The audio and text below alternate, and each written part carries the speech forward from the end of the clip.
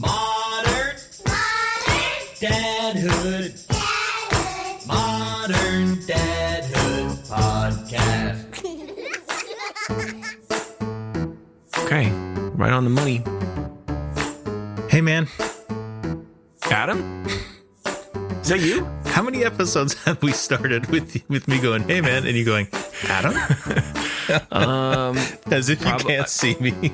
Most episodes, I guess. I don't know. A lot has happened since we last saw each other. You grew a beard. Never seen that on you before. Yeah, I mean, I wouldn't call this a beard. I'm going to go for another couple months, maybe. See what happens. Wow, really? Why not? You only live once. Listen, I'm a guy whose facial hair grows in very sparse. So what you already have in just a week's time is already impressive to me. Well, don't make no mistake. This is 3 weeks of not shaving. Okay. Oh, so when I saw you a week ago and I saw nothing, you were already 2 weeks in. Yeah. Okay. Yes. Right. Yes. No, I don't feel as self-conscious about my own. It's also it's pretty light too in color. I mean, you can't and from where you're sitting, you can't see the gray hairs. There's definitely plenty of gray ones in there, but my facial hair is far more gray than dark now, because that's what happens when you turn 41. That's what happens when you had a birthday last weekend and your very best friend didn't even reach out to say anything at all. You know what? I thought maybe it was your birthday. Yeah. I mean, if it makes you feel any better, I also didn't call my brother on his birthday. That makes everything worse. What about this? It just solidifies how trash of a person you are. What about this? Just yesterday, which was the 27th of January, I gave my niece and nephew their Christmas gifts. So I guess that means that about a month from now, 3 to 4 weeks from now, I can expect a text that's like, hey, man, happy birthday. Little surprise text. Hope 41's a good year.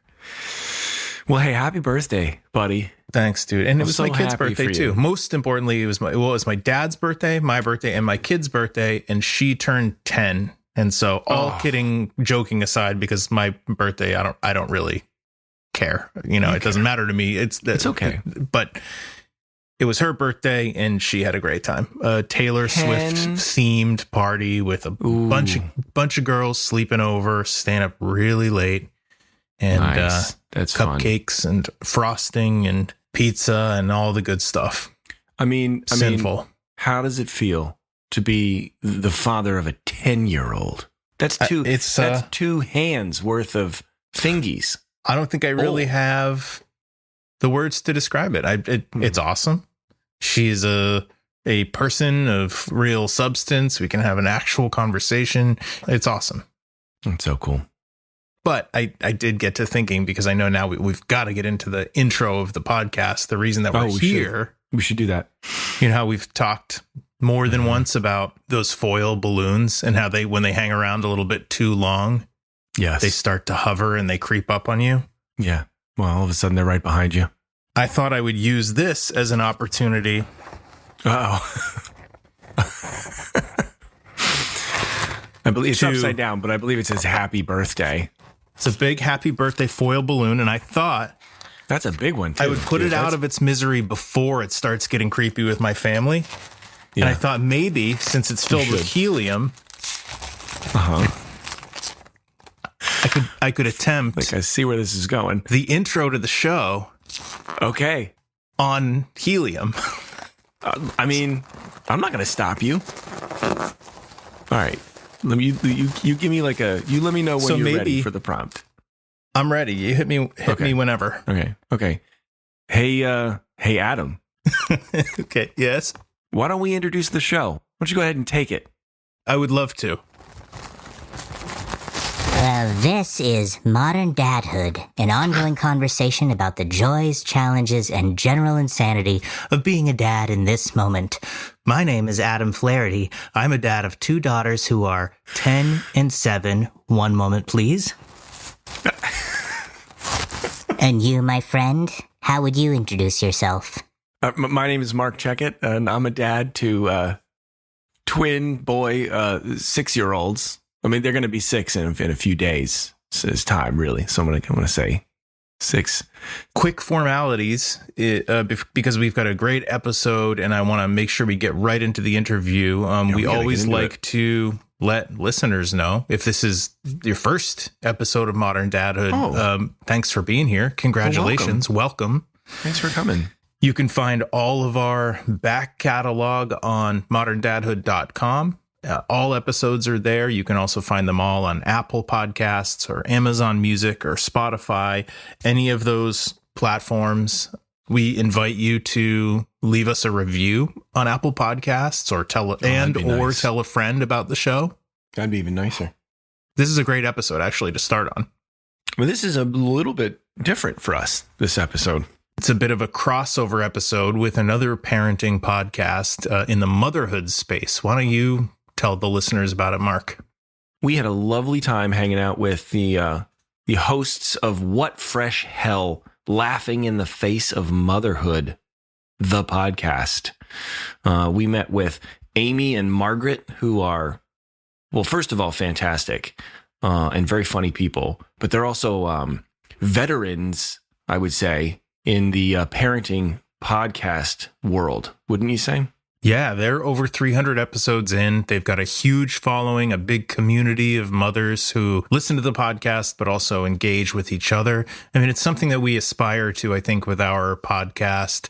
Maybe we're building towards that, but I really look up to them and really enjoyed our chat with them. The part of the conversation will also be featured in What Fresh Hell on an episode that also drops today, the same day as this episode. I'd say listen to both to get the full experience of our conversation. I think you and I should stop this nonsense and just roll the tape. What do you say? Let me do one more hit of this, and then we'll go right into it. Okay, why don't you take another hit, man? Here is our conversation with Amy Wilson and Margaret Abels from What Fresh Hell, Laughing in the Face of Motherhood.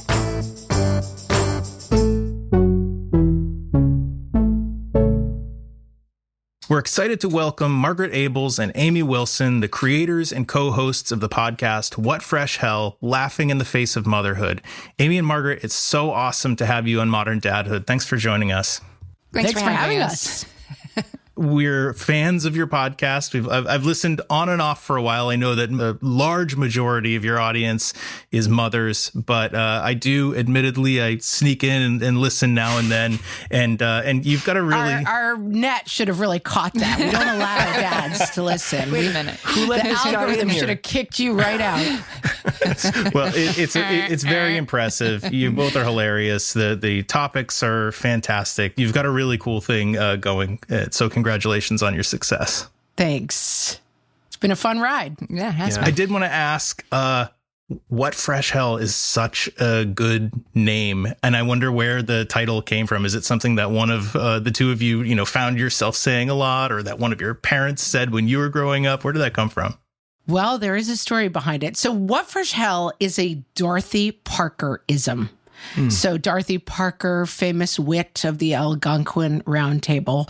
But my mother, who was also a famous wit in her own way, it kind of adopted it. She had been a very professional woman in the 60s and worked kind of high up in government and had very non-lady. She was like Peggy from Mad Men. And in fact, her name was Peggy. But she was a working person and then got married later in life and had 4 kids and always said, I went from running an office where 300 people just answered my every command to having, she had a later kid, to having 3 kids who would not do anything I said. And so she said she would open every door and be like, what fresh hell awaits me? And so it's sort of our kind of gimlet eye that parenting is not so much, a trip down the rainbow as a journey through the question, what fresh hell is this? Now I what? love that. Amazing. I love that so much. You folks cover a lot of ground, a lot of topics. And we're just kind of wondering, how is it you're selecting, topics? Are you just keeping your ear to the ground and sort of crowdsourcing, themes that pop up? Is it your personal lives? You're just always aware and we gotta hash that out with some microphones. What is it that brings you to, or brings the topics to the show? It's kind of a mix, right? Sometimes it is crowdsourced. We have a very large and active Facebook group where our listeners can talk to one another, solve each other's problems, and they often do. But somebody will say, hey, I have an idea for an episode. How about this? How about this? And we have sort of two kinds of episodes. One is, a regular full length one. And then the other are Ask Amy or Ask Margaret, where we take a question that a listener might ask that it's not a 45-minute topic, but it's a 5-minute topic. My kid is crying every day at nursery school drop off and it's November. Why is this still happening? Okay, we can talk about that for 5 minutes. So some of them are listeners asking us, and some of them are, yes, our ears to the ground. And I definitely subscribe to the parenting newsletters and keep up on what are people talking about. The third kind is honestly my favorite one, which is I've always wondered about this, right? Like, why do kids have imaginary friends? And is it okay if they have an imaginary friend they like more than real friends? Let's do an episode on it. Let's talk to an expert about this. Let's learn something. Those have always been my favorites when I have an issue or just a curiosity that we get to really research and talk about.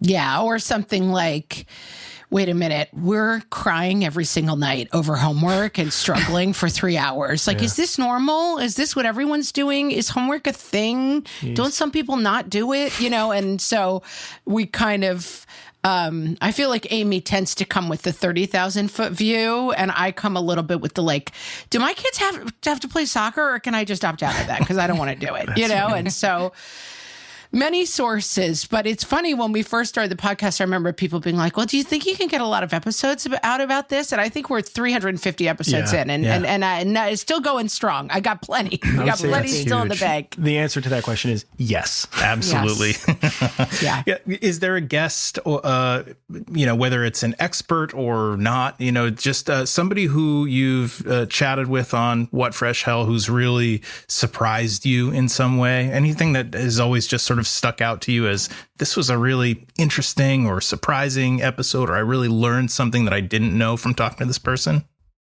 God, there's so many, right? Many of them. We talked to Nicole Walters she has a book called Nothing is Missing. And I really like people who change my whole starting point of thinking.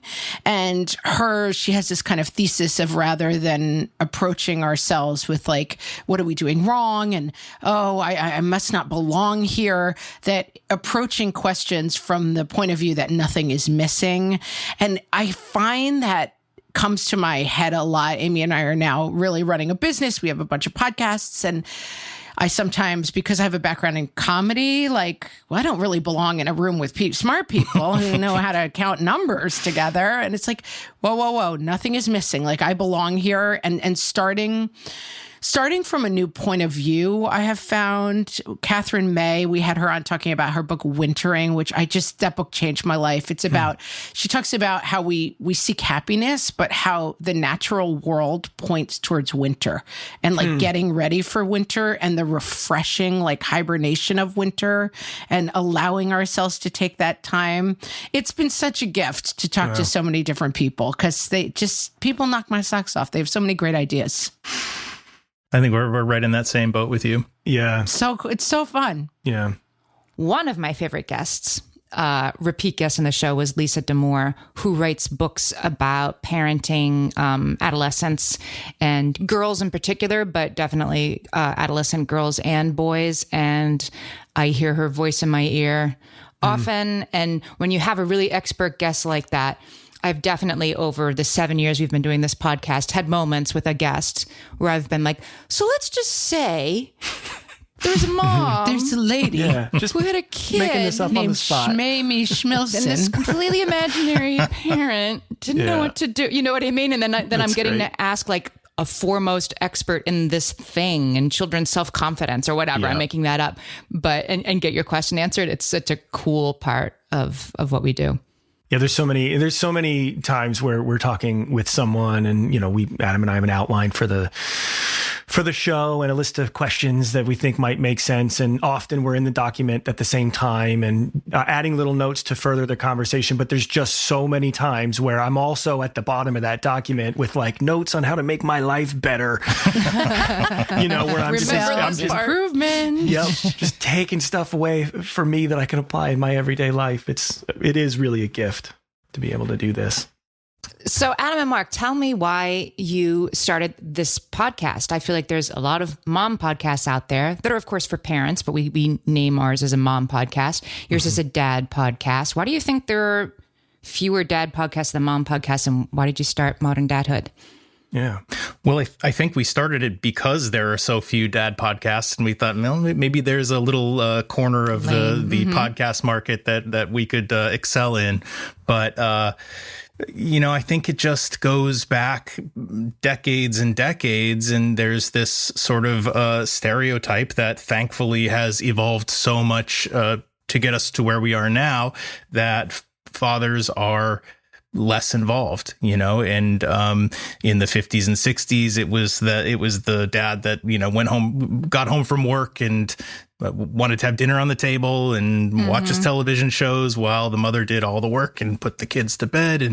And again, thankfully it's evolved so much. But when Marc and I both became parents, our friendship went from just making each other laugh about whatever we were talking about, what was going on at work, to talking about our kids all the time and sort of celebrating this role of being a dad. And I've found that whenever I encounter someone else with kids, that's what we kind of talk about. And so my background is in video production, and when I was curious to start exploring the podcast medium, it just sort of made sense to team up with Marc and to talk about this thing that we already find ourselves chatting about and laughing about so much.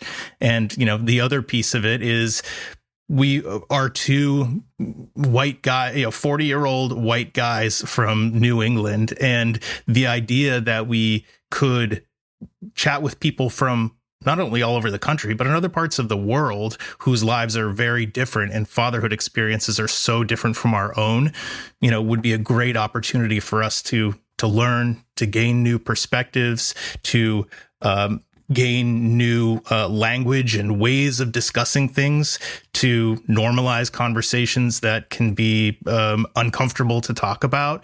It's to get out of our comfort zone a little bit. So that's for me sort of the inspiration for me to take on this project.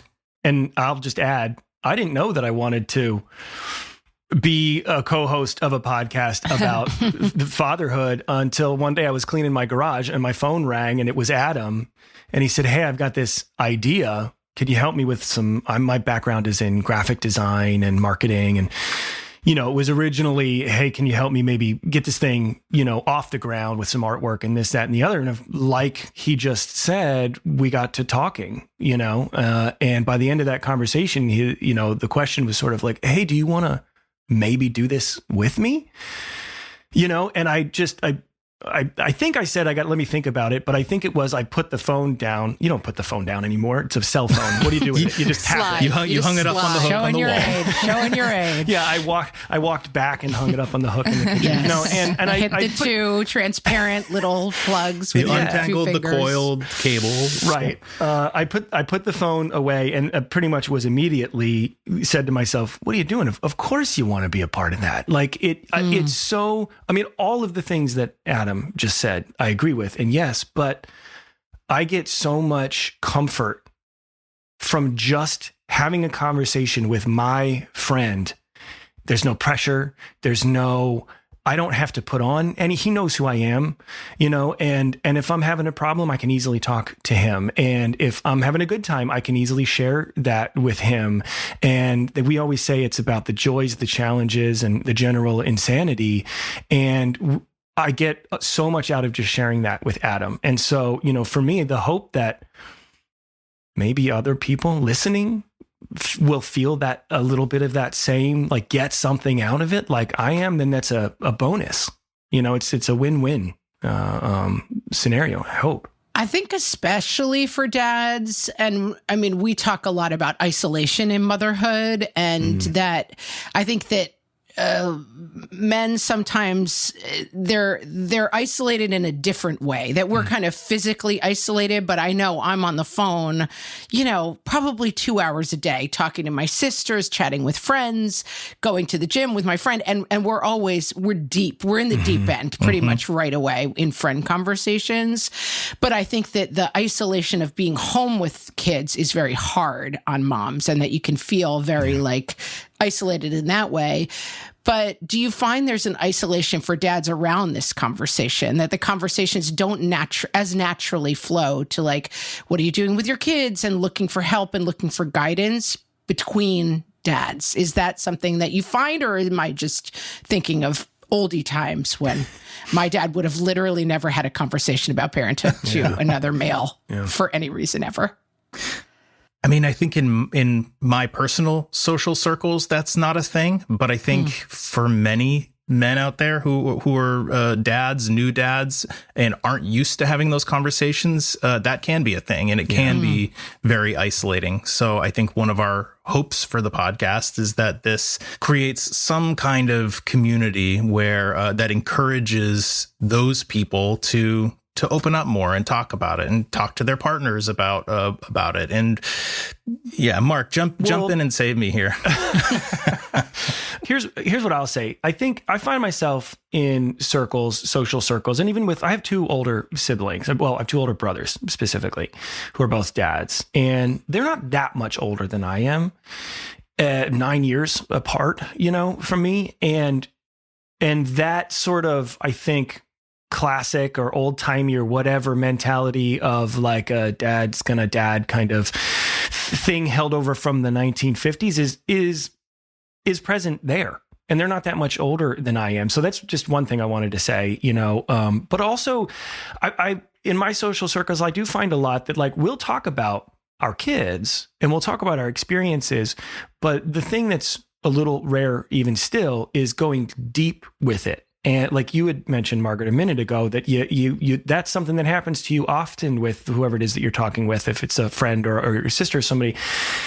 I think it's generally still a harder thing. I'm going to generalize, but a harder thing for guys to get to that level, and I think that's just a holdover too. And it's just more pervasive or more deeply rooted in this is what it means to be a dad, and what we looked to our dads as examples, right? And they were firmly planted in that world, so it's, while I talk about parenthood and kids and with my social circles, it is still harder to get to that deeper level. There's something about vulnerability there is still not our first step.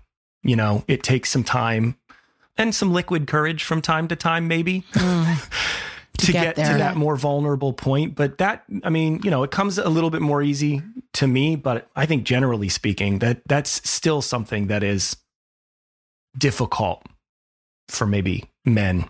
Well, especially if you're facing challenges. So, we had a guest come on, Joe Cohane, who talked about postpartum depression in men and how prevalent that is, but how infrequently it's diagnosed, because it's diagnosed in a very different way than it is with women. But, somebody who's facing that may not even realize that they have it. But it's easy to complain about the things that are hard about being a parent. But when it comes to things like self-care, you may be concerned that you're coming off as not masculine enough, for example. And so I guess what we're trying to do is break down some of those barriers too, and say, hey, it's all right to take care of yourself and do things that are going to ultimately enable you to be a better parent because you're healthier as a person. Yeah. So I think the conversation on fatherhood has evolved, and that fatherhood is something to lean into and be engaged with and think about. But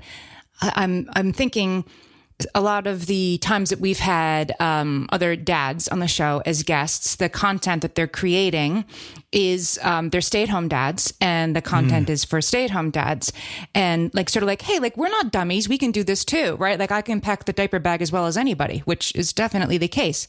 But what I think is still a little different is that, you know, a mom, it doesn't really matter if she's working outside the home or not. Mom is still a huge part of her identity, or should be, right? Or better be. And almost no matter what she does, she's like, well, I'm a mom. I have I run an investment bank, whatever she's going to say, mom is always in the first sentence.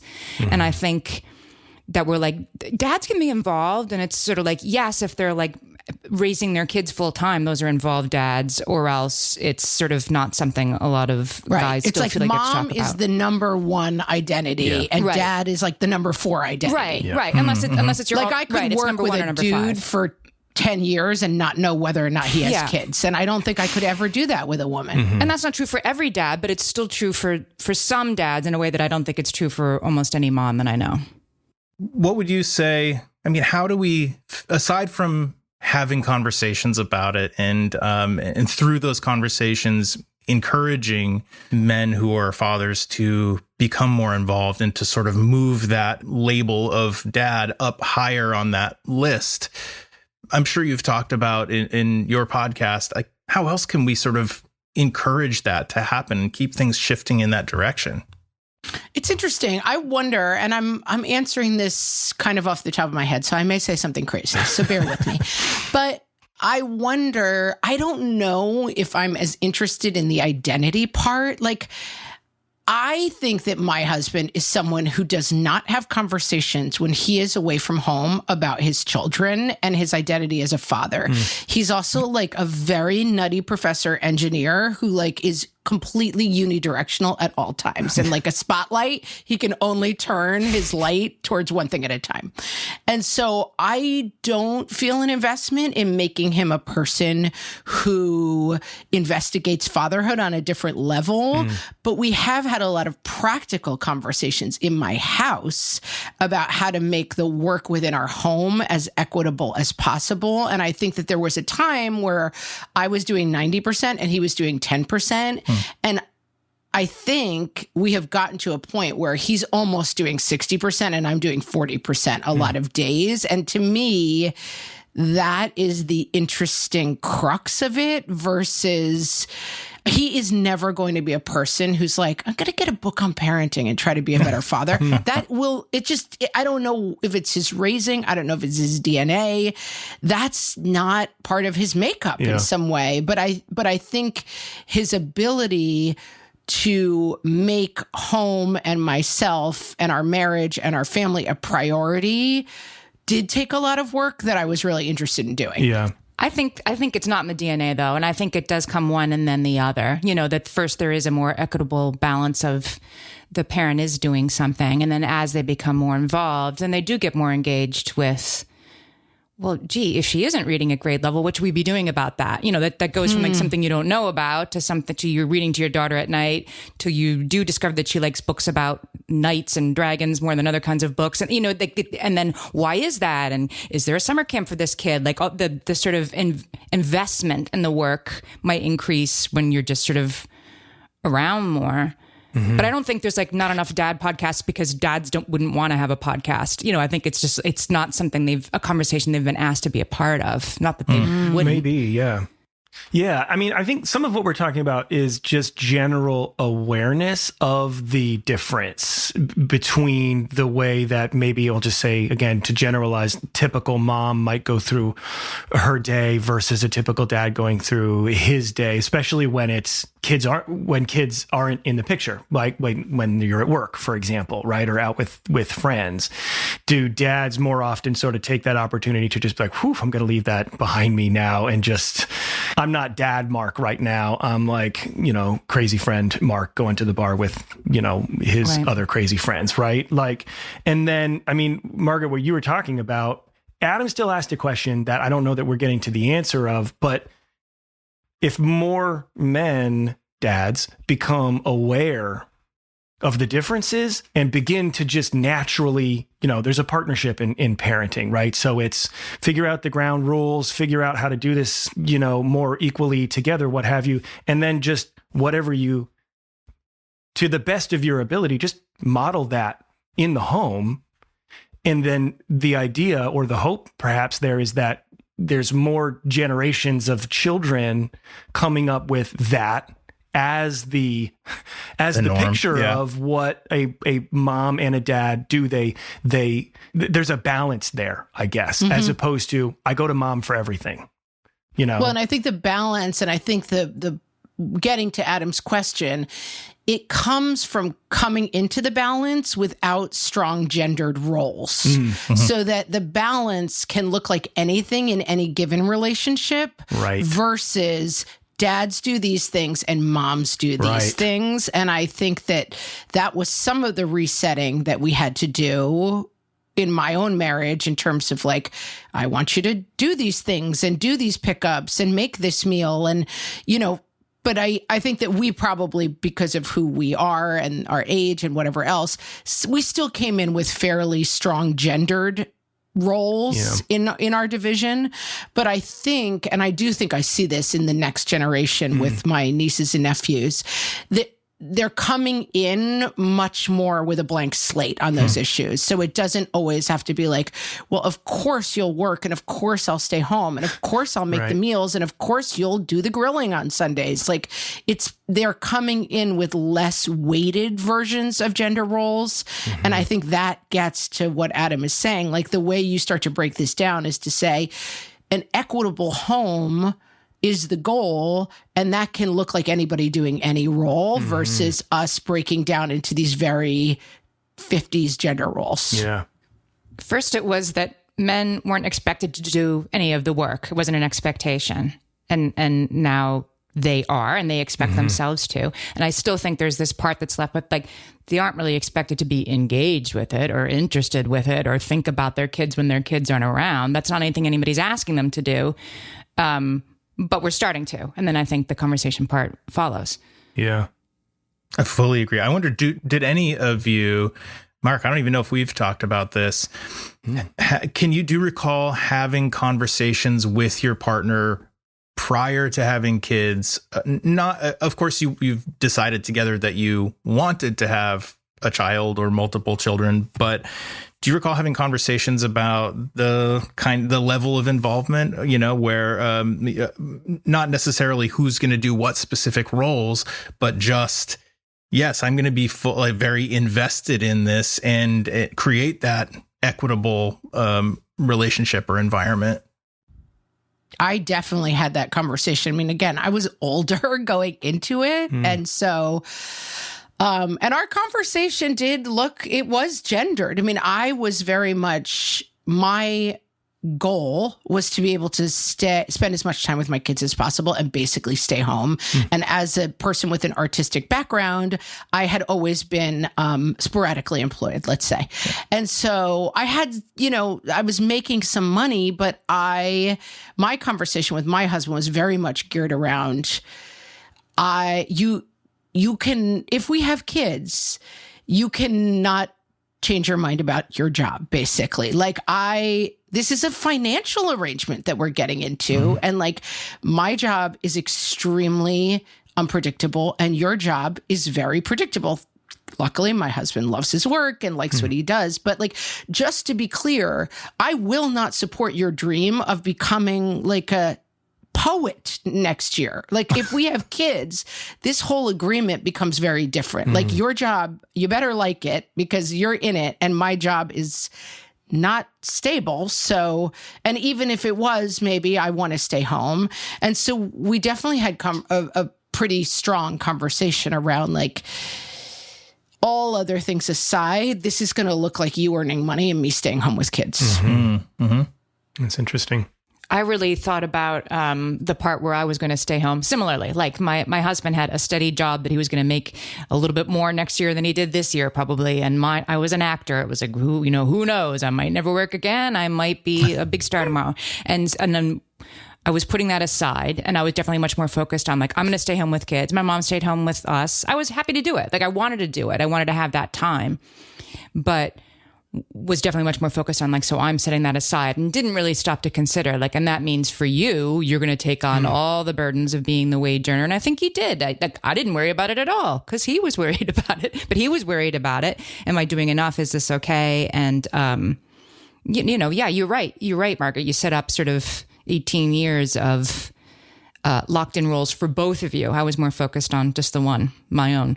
Yeah. Yeah. I feel like I don't know. I feel like that's maybe rare, Margaret, what you described. Maybe, I mean, my wife and I had 1,000,001 conversations, but it was very much all about just getting the kids to exist. We had to, for various reasons, we went the route of IVF to have our kids, and it took 2 rounds to get there. So we didn't have those conversations really about how do we form a strong partnership for the long haul? In retrospect now, I mean, it is one of the, you're right, Adam, we don't really talk about this particular topic all too often, but man, I look back now and I think we should have spent so much more time just with like pencil and paper and working it out and thinking about it and thinking about the roles, we both just said, we both have full-time jobs. We're going to keep our full-time jobs. We'll figure it out.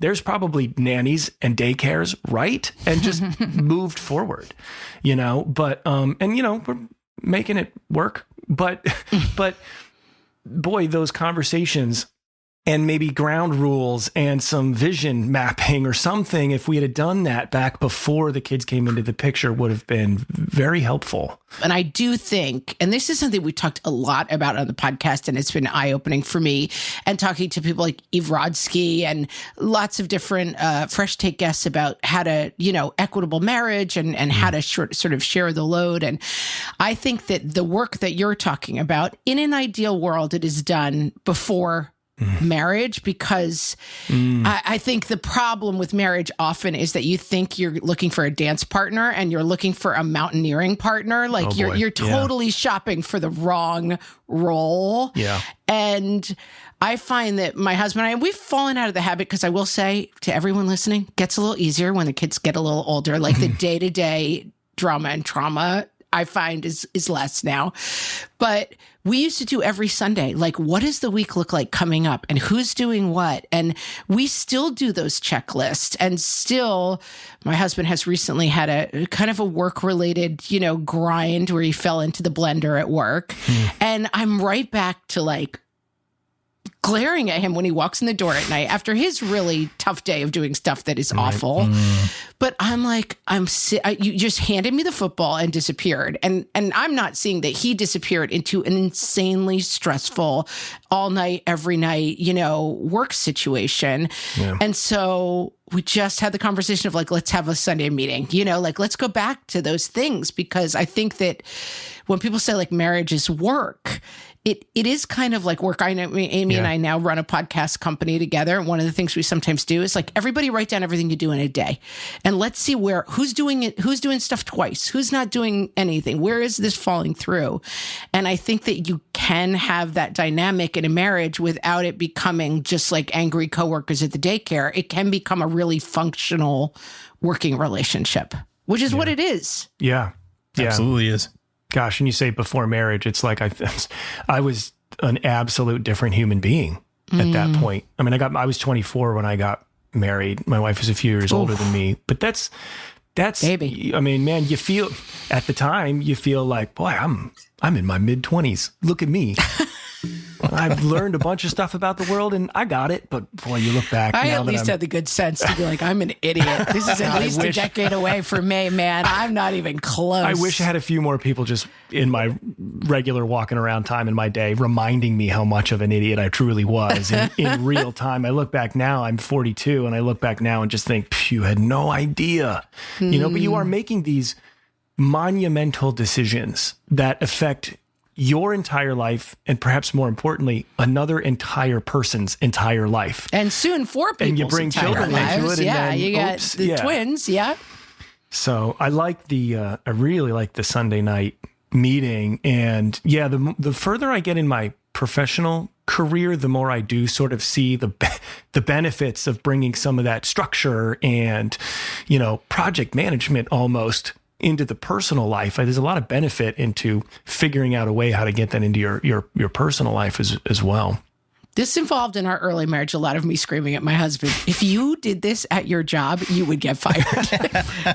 I was like, let's bring the job home because this is how you do it at your job. My husband is, again, he's very absent-minded. Yep. He has a crazy whiteboard. He makes himself crazy lists. I'm like, we got to do that. Yep. And on the list needs to be call wife once a day. Like you got to make your list. One of our own meeting, something I would say is it's a meeting. And as you said, it's a work meeting. And that means with your calendar open in front of you and something to write things down. Like it means, because often my spouse and I, he'll be like, yeah, I got it. And then when we really sit down, I can definitely do that. Like, oh, that Wednesday. Oh, I thought there was another Wednesday before Martin Luther King Day. It's the same way. Oh, I can't do that now. Like when you really sit and engage with the lack of infinite weekends you have, right? Like, no, it's the same weekend, the tournament and your sister's thing. So which one are we missing? You really have to have it in front of you. That cuts down on you told me you could do this 2 weeks later. Yeah.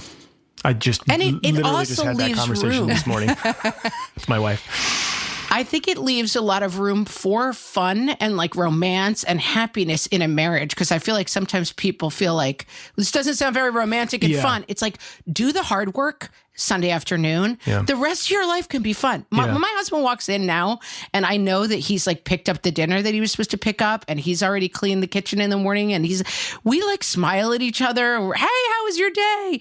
It's so far away from where we were, which was him walking in and being like, take this baby and you did this. And if you do the hard work a little bit at a time, the rest of your interaction can be fun and romantic. Yeah. Yeah, I'm glad you said that, right? Because it's true. You get to talking about it, acting like it's a job, or just talking about it in those terms. And obviously, sort of, I think people's minds start to, but that doesn't sound fun or happy or sexy or or whatever it is. But it's in practice. And look, my wife and I definitely have improvements to make, I'll say, especially around scheduling. I mean, it's just our kids are finally getting to the point where it's like, oh, oops, there's 2 birthday parties at the exact same time. And you told that family we'd go to that one. And I told that family we'd go to that one. And now we have to make one of our kids upset, because of that.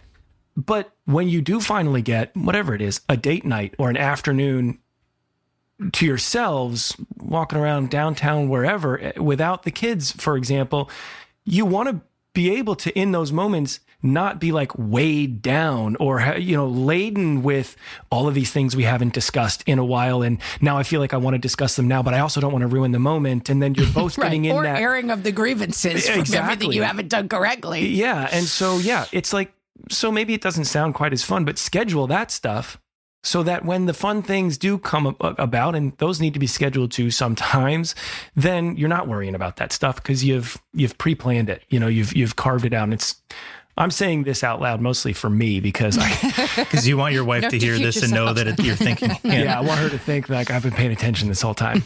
No, because I need to be reminded.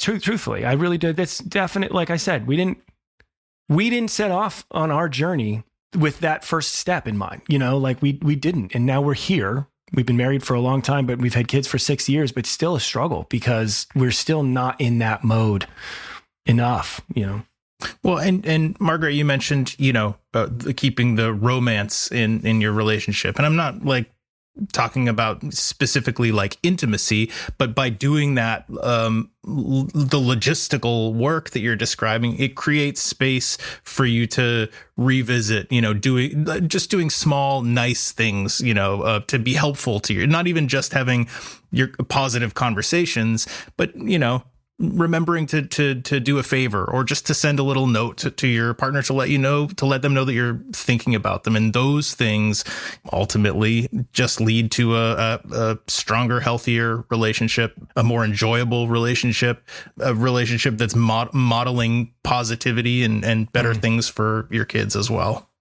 And I do think, listen, there's a lot of people who are just in it. And I would count 6-year-old twins in this category too, that you can't outsystem children under 5. Like, it's just too much chaos and too much poop and too much, someone's always screaming and tantruming, and it's too much time with them. Like, I don't know that you can outsystem that phase of life. And sometimes you just have to be like, what do you call it, Amy? It's like, it's like you got to put your head down and just get through some of those years. Like the salt mine years. It's hard labor. Like, you're just in it. And I will say, I feel like when our kids hit like solid elementary school, like 3rd grade on, my husband and I were just like, oh, hey, you. Wow. This is fun. And I will say, like, my kids, I still have an 11-year-old, but I have a 14-year-old. On Friday nights, we get the kids McDonald's and we go down to the bar and we have a drink and a nice appetizer and we talk about our weeks. Like, it's a lot better on the other side. And so I just don't want people to feel like, well, I did all these systems and I'm still miserable. You might be miserable because your life is just completely miserable, and apologies. But for now, right? It's just a season that you're in. Now it's a season, and like, I do think you can even verbalize that sometimes to your partner. Like, God, there were just years where my husband and I were like, you've put me in this mess and I don't like you, and you didn't do the dishes also. And now I just feel like, oh, right. Like, this is what it's like to like the person you're married to again. Yeah. You're right with the word chaos. I mean, it's, it's an apt, that is what it feels like. The phrase that I always try to say to moms is, this is as hard as you think it is. And it's like that's nice. Whenever I talk to moms who are having a hard time, I'm like, yep, it's as hard as you think it is, because it stinks. It's really hard. Yeah. That's brilliant. I love that, actually. I have a question for the two of you. Modern Dadhood as a title for your podcast. I mean, it's fun. I love it. I get what the show's about. But what is the difference between dadhood and fatherhood? And is it what we've been talking about? Great question. Well, I don't know that I've ever actually taken time to think about that, Amy. I mean, I have an immediate. You're formulating a thought right now. I'm trying. Here's what when I go like this. Here's what I'm trying to do. I'm trying to look like I'm formulating a thought when really my head is completely empty. You're just hoping to receive something. Well, it's really interesting. I mean, no, I don't know that I've ever thought of it that way, but I will say, as soon as you asked that question, I realized that oftentimes I use the word dad to refer to me, to refer to like my brother, my friends who are dads. But I use the word father to refer to my dad. I don't know that I've ever referred to myself as really being a father. It's almost a word that it carries with it something that's, I don't know. It on one hand, it feels a little old timey, but on the other hand, it also feels like there's sort of like an esteemed sort of, you become a dad when you have kids, but you're a father once you've maybe endured being a dad for some time. Just putting words to this now, really. You're making me realize that I kind of do use the words dad and father to almost mean two sides of the same coin, almost. I guess that's true for me too. I don't really say like I'm a mother, I'm a mom, right? And we have motherhood in the title of our podcast, where we just added mom because we realized that that's what we call ourselves these days. And motherhood is like it's a ideal that seems like maybe something we're not even, it's an institution that we're not so sure we want to be a part of in the same Interesting. way. Yeah. And I wonder, Adam, at the back of your mind, was there some kind of, was what I'm saying, and was saying, okay, it's modern, so it has to be dadhood, not fatherhood, because it bucks a trend if we do that. Was that some of the thinking? Maybe. I think it probably was a subconscious thing. I think we may have just hit on the ethos of our podcast 4 years later than we should have. It makes perfect sense to me. And I think subconsciously, that's probably exactly why we arrived at it. But yeah, modern fatherhood, not only does it just feel like a clunkier title to me anyway, but yeah, I think fatherhood harkens back to this older idea of what a father was, and dad feels current and fresh and involved and present and mindful and all of these things that we aspire to be. one thing that we find on our show, is that there are these sort of like common themes that tend to crop up that maybe we didn't expect, or know going into. And I just wonder, like, I imagine, does that also happen for the two of you? And what are some of those themes that are sort of common among guests or people that are kind of rising to the surface? I think that we found that, of course, and especially when talking to guests, that we try to talk to people who have had experiences that are outside of our own experience. And so certainly, I think it can be hard when you're talking about motherhood to have inclusive conversations that speak to people's experience. And so I can find myself saying things like, get help from relatives if you're overwhelmed. There's people who don't speak to any of their relatives. There's people who don't have anyone close to them in their lives. I am married. Amy is also married. There's people who are doing this by themselves. We have a lot of people who are military spouses, and it's really different to have a spouse who's deployed. And so I think that without being too simplistic and like cutesy about it, that there is, I think, a fat part of the bell curve where we are talking about a lot of overlapping issues. Maternal loneliness, feeling like you're losing your identity, anxiety, and worrying about outcomes with kids. That those are being experienced by everybody, but that if you can only talk about the shared part of those experiences, you're missing out on a lot of stories. And so I think we try to find the balance of finding the commonality in motherhood while also recognizing that the experience is very individual for people, and that it's finding that balance constantly between like, what do we share here and what information can we share that's helpful to everybody, while also trying to include in that conversation people's mileage is going to vary on every piece of advice. And that I think one of the things we talk a lot about in parenting advice, and we tend to be a little bit color commentary on advice, is like, yeah, but that study is actually not studying what it thinks it's studying. Yeah, but that advice is not going to work for you if your spouse is deployed, And so trying to figure out how to have those conversations, there's tons of stuff that we have in common, but it's also important to recognize the stuff that doesn't overlap. Yeah.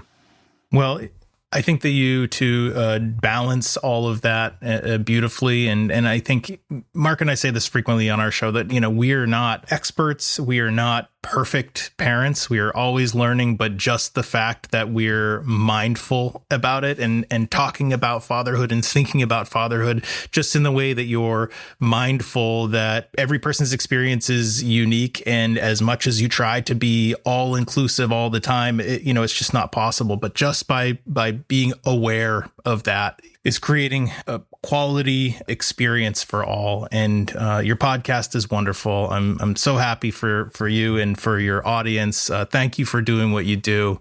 Dads and moms listening, we will link to everything What Fresh Hell in the episode notes. We'll highly encourage you to subscribe to their podcast and leave them a glowing review. And Amy and Margaret, we're so grateful to you both for making the time to join us. Thanks so much for, first of all, excellent linking work. And thanks so much for having us. Thanks, Adam and Marc.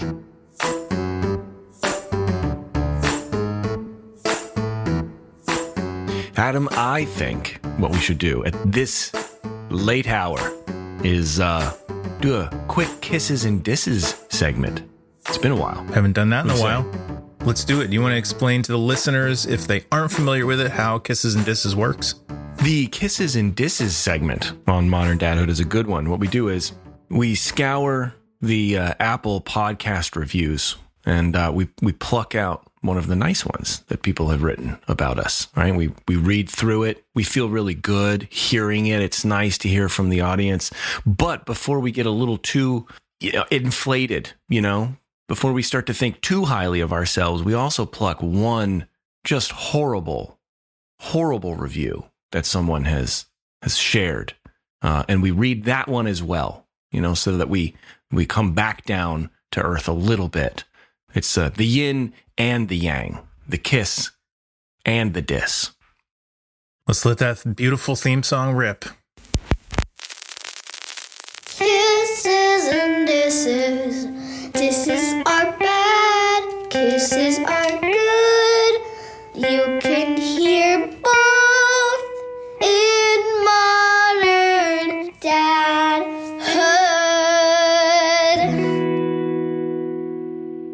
Okay, here's our positive.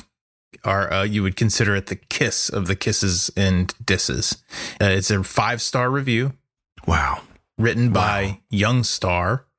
And the title of it is A Much Needed Podcast. Whoa, okay. Young Star writes, "This conversation needs to happen and more often, and this podcast is hosted so well.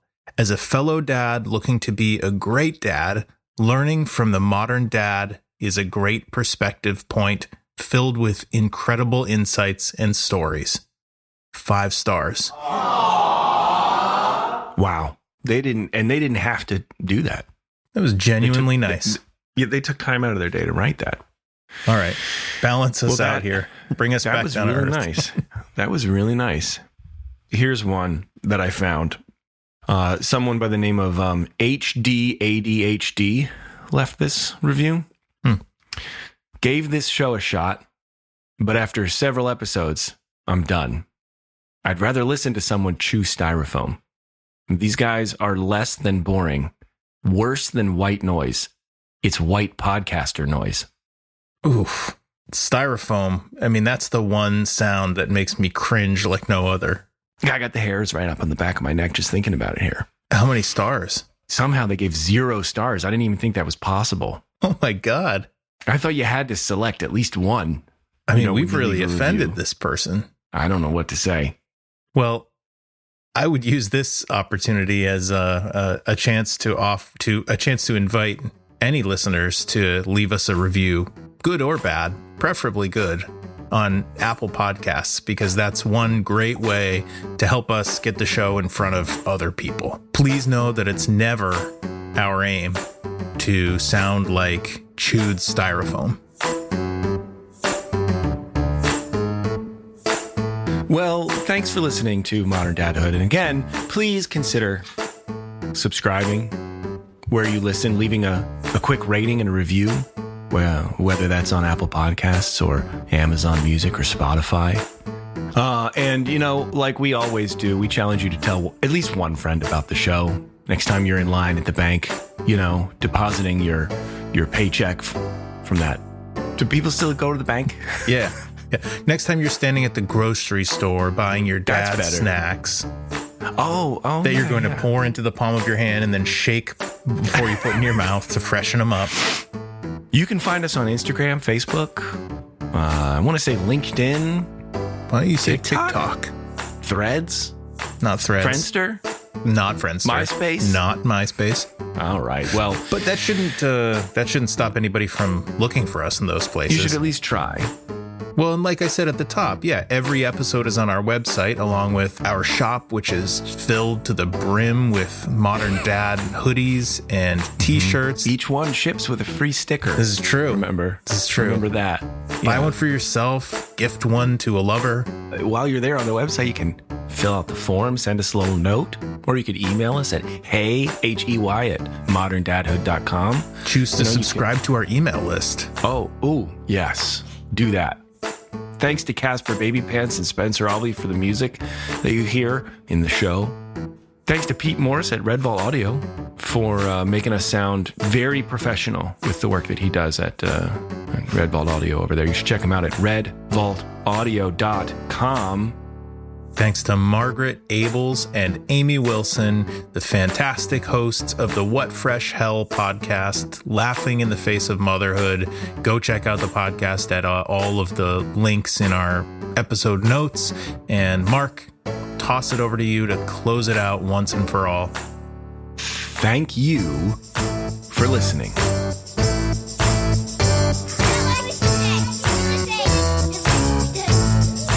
Podcast. Just a modern.